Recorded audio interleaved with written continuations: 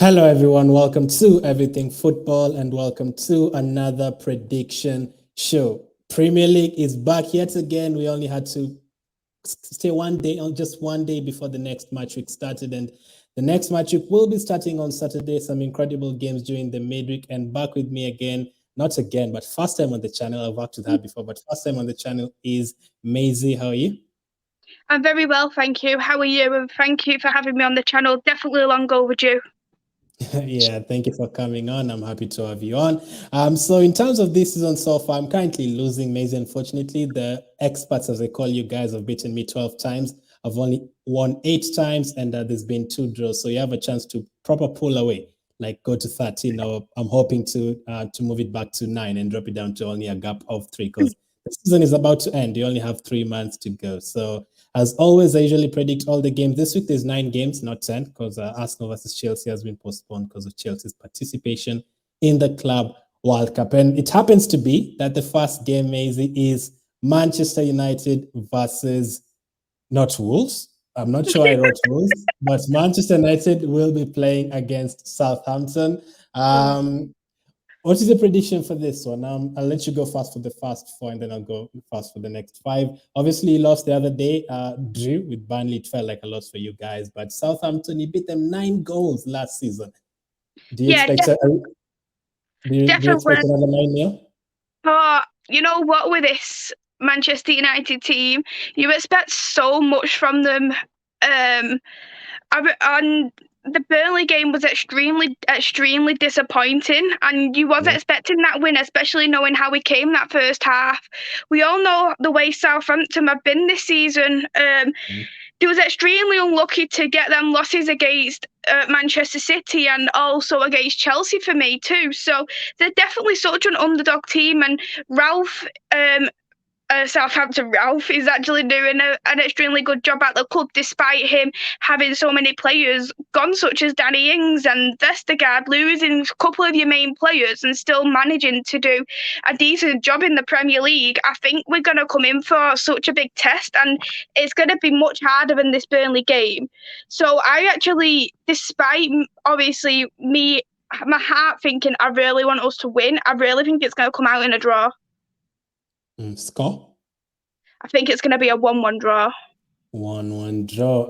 I actually think you're going to win this. And I don't think you can just keep on drawing and losing games. Obviously, I think it's been before the Middlesbrough game, you had won a couple of games there against West Ham and another team. I think you'll be back to winning ways. And Southampton gave everything they had against Tottenham. So I'm going to go for United 2, Southampton 1. It's going to be a tight game. I can see one of those Ronaldo 90th minute winners for you guys. So 2-1 to Man United. The second game on Saturday will be Everton against Leeds. Everton the other day, first game under Lampard in the Premier League, they did lose to Newcastle and Leeds as well. What's a game against Aston Villa? Do you expect another cracker here? This game is actually extremely interesting. I actually did last week predict Newcastle to win against Everton. I just feel like Everton at this moment in time, despite them getting Frank Lampard, which is actually a really good buy there for Everton for a manager-wise, but then you look at it and think, it's when you look at them individuals, it's extremely hard to coach them. You expect so much better off the squad, knowing that they've got the Calvert-Lewin, knowing that they've got the Richarlison and the Godfrey. So you always expect that a little bit more off Everton, and they've just been awful this season, and we can't fully blame it on Rafa Benitez if you're seeing losses there of Frank Lampard as well. Leeds have been extremely disappointing for me this season too. Bielsa, it just seems like he's got a plan A constantly. I think with Leeds, though, they've had to have a couple of lucky wins, one of them actually being that West Ham game in particular. But I'm actually going to say that Leeds is going to come out with this with a victory, and I think it's going to be a 2-1 for Leeds. Do you think Everton are in a relegation battle, or do you think they'll survive? I think that they'll just about survive, to be honest. I think it will be in another team who will be in that firing lineup. I think it's going to be Norwich, Watford and Burnley now. I actually initially thought it was going to be Newcastle at the start of the season until the transfer window, and of course Eddie Howe coming in, the new owners. So I think what the relegation zone is at the moment, I think it's going to stay. Okay, so I do agree with your 2-1. The only problem is I think the 2-1 will be in the first half. Will be more goals in the second half because Leeds is full of goals. And I think Everton will get 2 more in the second half. So I'm going to go for Leeds to lead by 2-1 by halftime, and then Everton to get 2 goals, 3-2 to Everton. But a very good prediction and good points. The third game at the same time as Everton and Leeds will be Watford and Brighton. As you said, Watford will be one of the teams to go down. Do you think they'll lose here again? Yeah, I actually think Watford is going to lose this game again.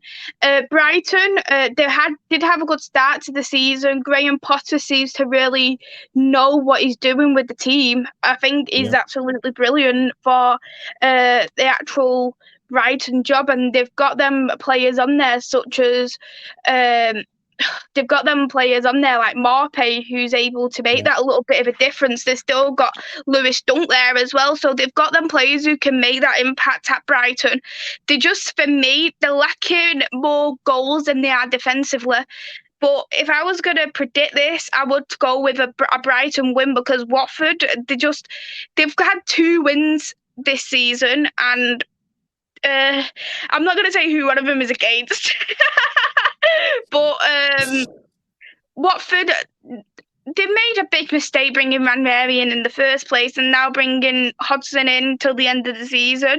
I can't imagine Hodgson going to be one of them managers who is able to take them out of relegation. Because Watford, when you look at them, they've got no proper defence. It's like they play with 7 strikers on the pitch because they're all pretty much striker role teams. So yes, they can put a goal or few away, but I just can't see them winning, or I can't see them having a clean sheet. So I'm going to go with a 2-0 for Brighton because I think Brighton is actually such a difficult team to break down. Wow, clean sheet. I actually think Watford will score, as you said. I think Ismail Sarr is back from Senegal. He won the AFCON the other day. Yeah. Now they have Dennis back from a red card king as well. I think they'll get a goal. I think Roy Hodgson is more a defensive manager as well. That's why Watford's goals will go down, but he might keep a couple of clean sheets. So I'm going to go with Brighton to win, but Watford to score. So Watford 1, Brighton 2. The next game will be Brentford against Crystal Palace. Now, you mentioned Watford have 2 wins, and you wouldn't mention one of those wins. Now, Brentford don't have that many wins as well, and I won't mention which one of those wins came against. It came against a certain team, and they're playing Crystal Palace this week. I'm not sure if you saw the Zaha penalty the other day. Would have been a win for Crystal Palace. So do you think they'll bounce back from that Norwich draw? I think with Crystal Palace, they've got that winning mentality in them. When they've come in from losing spaces, one in particular for me, what stands out is the West Ham game. They conceded 3 goals in the first half. Despite them still losing, they still had that mentality there in that second half, and they were still able to score 2 goals. And for me, that just shows the kind of team Crystal Palace is. I think Patrick Vieira is doing a brilliant job. He's changed the team into a more of an attacking kind of team, and I think that really does suit Crystal Palace. And I think a lot of people really did underestimate Patrick Vieira as a manager, me included. And I'll hold my hands up to that, to think he was going to be one of them managers to be sacked during the season. Brentford, I think everyone had such high expectations there of Brentford to think this team is going to be a mid-table team. Look at them, they've got Ivan Toney, they've got Mbumo, they've got Pinnock, they've got David Raya. So a lot of people had such high expectations of Brentford, and they lifted that in the first bit of the season, having them couple of wins, but it just seems injuries got to them, and then it just went shallow there from Brentford's point of view. So they actually did as well lose against Manchester City the other day, which is of course expected because but for this one, I actually think it's going to be a draw as well, and I think it's going to be a 2-2 draw.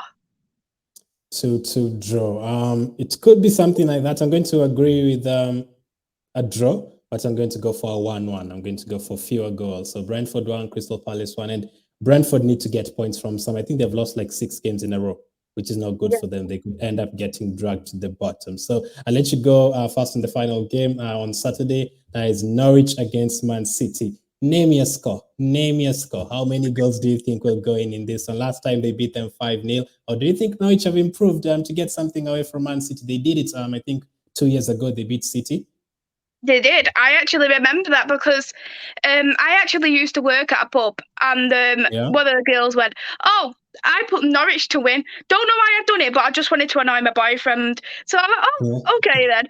And then she was running over after game. I won over 100 quid. I only put like 2 quid on it. That was crazy. They scored 3 goals as well. It wasn't a lucky win. Exactly. It was brilliant there from Norwich, and I think Dean Smith is actually doing such a good job as well at Norwich. I know they're in relegation now, but he still managed to take them in and out of relegation. And I actually predicted Norwich to finish bottom of the league. So Dean Smith is doing absolute wonders. He's using his best players of Billy Gilmore, which obviously Daniel couldn't do. But of course, Manchester City for me is definitely going to get that win. I don't think it's going to be as large as the 5-0 though. I think it's going to be a 3-0 for Manchester City. Wow, 3-0 for Manchester City. Now, City have a Champions League game in midweek. I don't know if that will matter a lot, but maybe they could play their second team. Keep in mind their second team has Grealish on the bench, maybe Mahrez coming on, Fernandinho, that is their second team. Walker didn't play the other day, so I have to disagree with you, Maisy. I'm seeing another 5 goals here. I think Norwich will get a goal, but it's going to be a 5-1 this time. Like City are just too explosive and they don't care about any team basically. They're relentless. 5-1 to City. So I'll go fast for the next 4 fixtures and the bonus questions at the end. On Sunday, there is Burnley against Liverpool. Burnley, a team that Maisy would know very well as well. Playing them the other day with Weghorst. I don't know if Weghorst is going to have that kind of impact against Liverpool, although I think he will get a goal in this game. I think he'll get his first goal. But Liverpool, Salah is now expected to start. Mane is back, is going to be on the bench. Diaz had an incredible first game. Jota is scoring goals. You can only see a Liverpool win, and they have to win to keep up with City. So I'm going to go for 3-1 to Liverpool. How about you? I actually completely agree with that score. I think it's going to be a 3-1 to Liverpool as well. Burnley actually done wonders getting losing Liverpool's unbeaten run last season at home. That penalty for Burnley, but of course, if that penalty never happened, they would have still been unbeaten until whoever else lost against them at Anfield. So we all know that Burnley is quite well defensively, maybe not as much this season, but they've still got a lot of games to play. So I think they want to go and try and get as many points as they can from each team. And I think that they will put that 100% effort in against Liverpool, but I just don't think it will be enough when you've got Mo Salah back in, when you've got the likes of Jota, who I actually do believe has been in his best form in his career at the moment under Liverpool.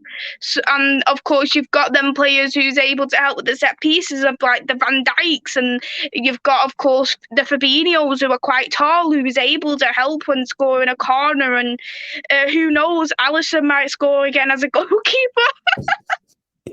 Who knows? They're very, very good. In fact, I was checking the top scorers list and top assists this season. I was so shocked. Salah has 16 and second is Jota with 12. Like, he's ahead of all those players we're used to, the likes of Vardy, Harry Kane. I expected Ronaldo to be up there this season. I expected Lukaku to be up there. I thought Aubameyang would be up there. None of them is anywhere near. And in terms of top assists, Trent is first with 10. Salah is second, I think, with 9. And Robertson is third with 8. Liverpool players 1 and 2, Liverpool players 1, 2, and 3. So it will be tough for Burnley to get anything from this one.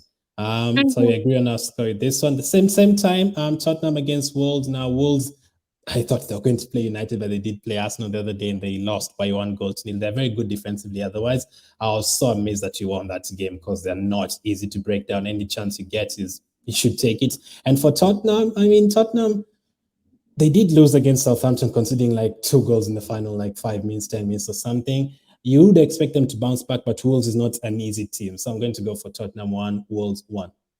I'm going to go for a 1-0 for Wolves because I think Wolves are an extremely hard team to break down. I know, obviously, Arsenal have managed to do it last game, but we all know that how well Jose Sarr is probably one of the best signings so far of the season. Kilman in such good form, but the thing what lets Wolves down, they haven't got them goal scorers, and they're having to rely on the midfield of Ruben Neves to actually score a goal, because you look at Jimenez, after his injury, what happened, he hasn't been the same, and the backup for Fabio Silva, he isn't for me a backup option for me. I wouldn't personally go with Fabio Silva, to be honest, but of course they've got rid of Traore now on loan. I know that Traore wasn't that best in his finishing, but he still had that pace, and he was actually the key player who helped Neves in that win against Manchester United. But Tottenham, you know what? I think people had such high expectations there of Conte as well, thinking, oh, Conte is going to do wonders. Conte is going to get top four for Tottenham all over again. They're going to get back into the Champions League. Harry Kane hasn't been in his best of seasons. Son, I was expecting a little bit better off Son, to be fairly honest, as well. And you see, I think probably like their best player, it's hard to say who their best player would even be, because there hasn't been no standout player for me there at Tottenham Hotspur. Maybe Romero, who is on loan at the moment, who's going to be making his permanent signing at Tottenham, but they just, for me, they're not the team what people think they was going to be under Conte, and I think that they can get a little bit exploited at times in their defence, especially the way that Conte really plays. And you've seen that at Southampton, you've seen that again at Chelsea in the Carabao Cup. So I think Wolves will probably end up trying their hardest and get a last-minute winner, probably in like the 90 plus something minute. I mean, Arsenal are not playing this weekend. You've predicted United to draw and Wolves to beat Tottenham. I think that will take Wolves, I don't know, someone like 6th or 1 point behind 5th, or maybe even at the same points with Arsenal. I don't know. Like, they'll be very high if the results go according to how you say. So I'm going for 1-1. You're going for Wolves to win it by 1-0. That will be back-to-back home defeats for Conte. The next game will be Newcastle and Aston Villa. You've spoken about bad defenses when talking about Tottenham. So Newcastle conceded they conceded 1 goal, 2 goals the other day, and Aston Villa conceded 3 against Leeds. But Aston Villa are really looking good. Coutinho, Ramsey, oh, you really like him, and he's really, really good in terms of going forward. Watkins hasn't been scoring recently, but he does create a couple of chances and does play very well in terms of like running in behind and creating spaces for his teammates. This is going to be a very interesting game. I can see another high-scoring match, but I'm going to go for Newcastle 2, Aston Villa 3. Oh, that is actually such a good prediction, and I'm actually thinking it's going to be a 3-1 there to Aston Villa. Newcastle, yes, they have made them couple of signings, and a lot of them being smart, but Matt Targett, he will be out because he's on loan from Aston Villa, so he won't be playing. So that will be a question of who is going to be playing there as the left-back situation. So then you look at it, they've got 3 bad defenders on the pitch. Because the only good defender they've got is Trippier. Trippier is injured. Trippier is injured as well. Trippier is injured, and that's just even more of a downfall there for Newcastle. Apart from that, their probably best player is Joe Linton. Yeah, and that is saying something. That is saying something. I mean, if that is your best player, I don't think you'll be predicting a Newcastle win again like you did last week. No, definitely not. But Aston Villa, you've got to give praises there for Steven Gerrard. The signings, what he's brought in was actually so smart. Coutinho being one of them, and he's adapted well back into the Premier League. I had no doubts that he wouldn't adapt back to that Premier League. Having that strong bond there with Steven Gerrard, and he hadn't really left the Premier League too long ago, unlike, of course, Ronaldo and Sancho, who's never been at the Premier League. So I was hoping that, well, not hoping, but I was expecting him to adapt that little bit quicker compared to other players who's been in the Premier League in the past. And knowing that he's got someone there who's strong Liverpool, who's played with him before, you do expect him to be started. You expect him to be playing well, and he's made other good signings there. Ramsey's coming out in his best ways ever, and I think maybe Dean Smith didn't use him right, because Steven Gerrard seems to know how to do it. Yep. So you're going for 3-1 Aston Villa. The last game on Sunday and the last game of the match week will be Leicester against West Ham. Now, you've already mentioned West Ham a couple of times, losing to Leeds a few weeks ago, and Leicester have been horrible in terms of defense. They are so bad that they've dropped Soyuncu to the bench and are playing Ndidi at the back. That's how bad the defense has been. They rather have a defender on the bench and play midfield in that position. And West Ham with Bowen looking very good. Antonia's his goals have kind of dried up, but the rest of the West Ham team is pretty good. I think Leicester will pick up something here, but I would not be surprised if West Ham won. So I'm going to go for Leicester 2, West Ham 2. I'm actually going to go for a 3-2 to West Ham. Leicester, for me, they've been very, very poor this season, and a lot of people were expecting so much better there off Leicester, especially ever since they won the league several years ago. You expect them to be a lot better, and they made smart moves in the transfer window too, getting the likes of Daka coming in, who is obviously more that, I'd say, a prospect player for when Jamie Vardy retires. He's there then ready for making his full starting 11 appearances there for Leicester, not just being knocked into the Conference League. I think they're roughly around 13th in the Premier League. They're letting in such silly goals. Like, they conceded 3 goals against Nottingham Forest. They've conceded quite a few goals all over the show, and they blame that Fofana's been injured. They blame James Justin has been injured, but James Justin is back and they're still conceding these goals.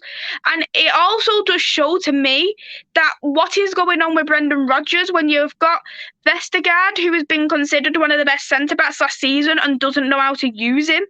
So that raises alarm bells for Brendan Rodgers in itself, but I think West Ham seem to just get stronger and stronger. I don't think that they're Champions League material yet, because they do need a backup for Antonio. They still need a number 10 for me, and probably perhaps another centre back and a full back. But they're still, for me, European worthy, and you'd even consider Leicester as European worthy with the squad they've got. But it's just not really working with Brendan Rodgers for this season, and it really wouldn't surprise me if he'd be gone at the end of the season. That was going to be my next question. Do you think he's going to survive the season? You've just answered it, so you expect he could end up getting sacked. So you're going for another West Ham win and another Leicester loss. So those are the predictions for the 9 games. The next one is the bonus questions I usually do. This is where it gets a bit more fun. Maisy, one player to definitely score. I'll go fast. So there's 9 games: United, Southampton, Everton, Leeds, Watford, Brighton, Brentford, Palace, Norwich City, Burnley, Liverpool, Tottenham, Wolves, Newcastle, Aston Villa, Leicester, West Ham. You've gone for a lot of goals in most of these games. I'm not going to do you. I'm not going to do you bad and talk about Maguire scoring. No, I'm not going to do that. But I'm going to go for another former Manchester United player, and that is Dan James, to continue his good spell. From nowhere, he's been scoring goals, and I'm going to go for Dan James to score against Everton. Oh, that's a good one. I think one player for me who I think is definitely going to score. Oh, I need to have a little think about that. I think it's going to be Bowen from West Ham. Bowen from West Ham against Leicester. I think I saw him scoring there a couple of seasons ago, so good choice. And then the hardest one, but surprisingly, people have gotten this spot on. Total number of goals this match week. We have 9 games. Usually the average is like 27, 28, 29 there, but that is usually with 10 games. So with 9 games, I am going to go for, I expect a lot of goals in the Newcastle Aston Villa game, Norwich City. So I'm going to go for 30. I think it's going to be roughly around 35 goals, depending on how, because we've got Manchester City against Norwich, we've got Aston Villa there, and there's a couple of good options there, and maybe fingers crossed we might get a 9-0 against Southampton again. I mean, if you get a 9-0, we'll be talking about 40 goals here. If you get a 9-0 after the way you've been playing and the way Southampton have been playing, then I'll definitely say United will be getting top 4 this season. 9-0, that would be surprising. First thing has to happen, Ronaldo has to start again. For that to happen, I think Ronaldo has to start. So those are your predictions for the match week. Let's hope I do beat Maisy this week. And thank you very much for coming on. Where can they follow you? Thank you for having me on, Glen. It's been good to do the Premier League predictions. Awesome, and I'll put a link in the description. Make sure to go out and subscribe to her. She just hit 500 subscribers the other day, so on the road to 1,000. Another journey where I think she definitely will get there in a couple of months. So thank you for watching. Keep staying safe, and I'll catch up with you guys very, very soon.